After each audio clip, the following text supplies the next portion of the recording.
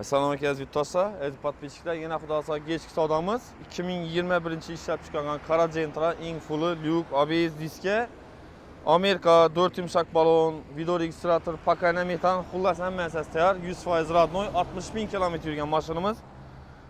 Topraklardan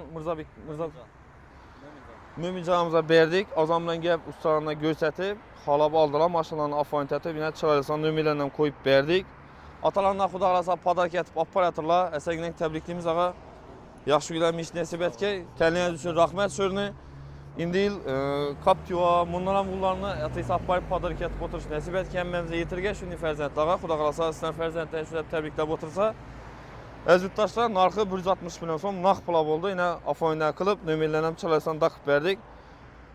Bankamiz ish faoliyatini ko'rsatib turibdi. Notarius, g'ay hamma barcha xizmatlarimiz bor. Kelsangiz, aksiya etib chiroyli beramiz mashinalarni. Bugun sanada 2025-24 noyabr. Esa yana bir bor tabriklaymiz ağa. Yaxshi kunlarni ish nasib etgan, rozimizda.